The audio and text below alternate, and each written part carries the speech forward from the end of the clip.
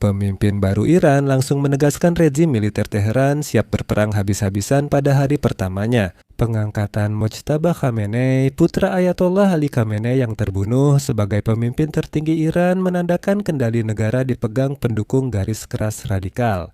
Faksi moderat dan reformis malah terisolasi. Selain itu, hari ini terungkap bahwa justru Korps Garda Revolusi Islam yang memberikan tekanan kepada Majelis Ayatollah di Iran agar mereka memilih Mojtaba sebagai pemimpin. Setelah ditunjuk, Garda Revolusi langsung bersumpah setia pada pemimpin baru.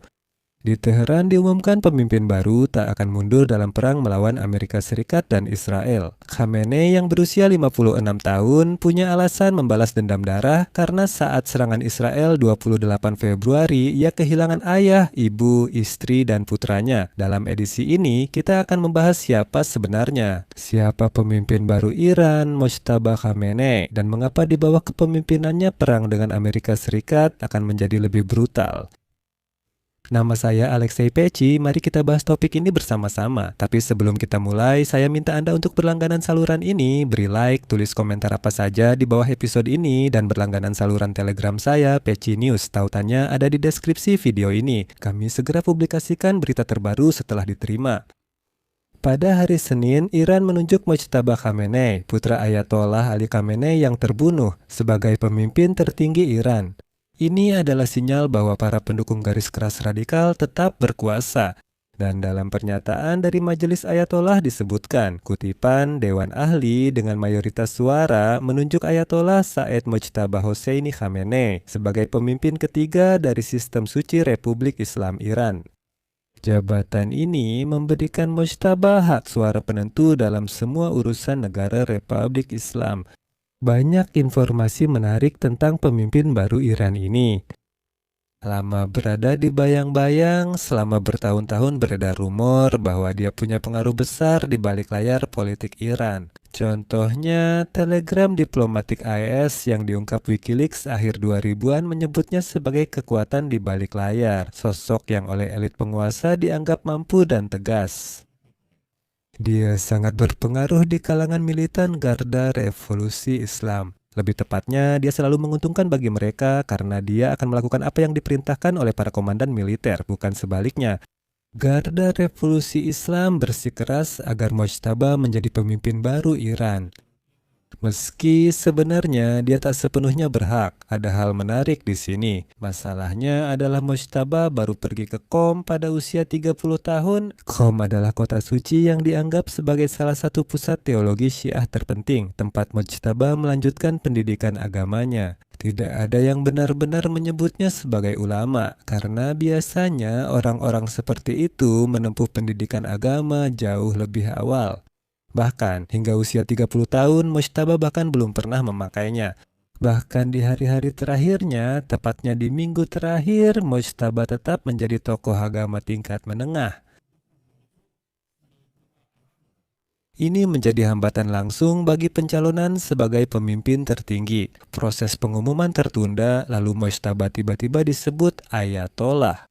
Dan itu adalah gelar spiritual tertinggi, padahal sebenarnya dia bukanlah seorang ayatollah, tapi apapun akan dilakukan demi mendapatkan kekuasaan.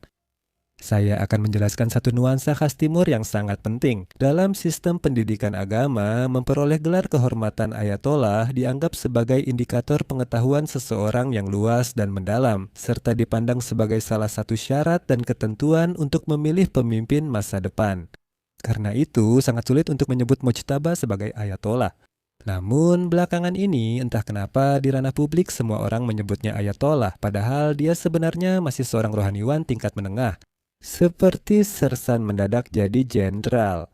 Tapi sekarang yang paling penting, Mojtaba naik ke tampuk kekuasaan berkat militan Korps Pengawal Revolusi Islam. Kerjasama mereka dimulai awal 2000-an. Saat pemilihan Presiden Iran 2005, dia dituduh melibatkan Korps Pengawal Revolusi Islam dalam pemilu, menjadikan Mahmud Ahmadinejad sebagai presiden. Saya sarankan ingat kasus ini karena akan dibahas lagi nanti di episode ini. Cukup diingat saja agar tidak bingung. Pada tahun 2005, Mojtaba Khamenei membantu Mahmud Ahmadinejad memenangkan pemilihan. Militan Garda Revolusi tidak hanya menakut-nakuti di sana, tapi juga membagikan uang ke kelompok agama untuk mendukung kandidat yang mereka inginkan. 4 tahun kemudian, kandidat Mojtaba Ahmadinejad kembali menang pemilu, memicu protes massal di Iran pada 2009. Bahkan setelah pemilu tahun 2009, 2 kandidat reformis yang menentang Mojtaba langsung saja ditangkap. Dan itu saja. Sekarang semua orang memperkirakan Mojtaba meneruskan kebijakan keras ayahnya. Beberapa orang berpendapat mereka yang kehilangan ayah, ibu, istri, dan bahkan anak laki-laki akibat serangan Amerika Serikat dan Israel kecil kemungkinan mau berkompromi di bawah tekanan Barat. Pengangkatan Mojtaba Khamenei, putra Ali Khamenei yang terbunuh, sebagai pemimpin tertinggi baru Iran menandakan kendali negara kini di tangan pendukung garis keras dan radikal. Faksi moderat dan reformis kini terisolasi. Tanpa reformasi, kekuasaan dipegang aparat keamanan. Teheran tak akan mundur dalam perang dengan Amerika Serikat. Khamenei yang berusia 56 tahun jelas akan bersikap konfrontatif terhadap Barat. Ngomong-ngomong, Donald Trump sudah menyatakan bahwa Mojtaba Khamenei tidak dapat diterima baginya. Namun, naiknya seorang konservatif yang lama terkait dengan Korps Garda Revolusi Islam menunjukkan upaya Trump menakut-nakuti rezim Iran dan memaksanya menyerah belum berhasil. Kenaikan Khamenei muda ke kekuasaan menandakan strategi yang tetap, yakni penindasan dalam negeri dan perlawanan internasional. Dan disinilah letak masalahnya. Pejabat yang paling dekat dengan Mojtaba adalah Ali Larijani, pejabat tertinggi di negara yang bertanggung jawab atas keamanan nasional. Dialah yang memerintahkan serangan ke negara-negara Teluk Persia dalam beberapa hari terakhir dan bertanggung jawab mencegah gelombang protes baru di dalam negeri. Larijani memimpin penindasan berdarah terhadap demonstran pada Januari, menewaskan ribuan warga Iran. Larijani juga yang mendesak agar Mojtaba terpilih. Dan di sini perlu diperhatikan bahwa Mojtaba Khamenei mendapat dukungan besar di dalam Korps Pengawal Revolusi Islam, terutama di kalangan generasi muda yang lebih radikal. Tahukah Anda mengapa Korps Pengawal Revolusi Islam sangat mendukung Mojtaba Khamenei? Ingat pemilihan presiden tahun 2005 yang sudah saya sebutkan sebelumnya.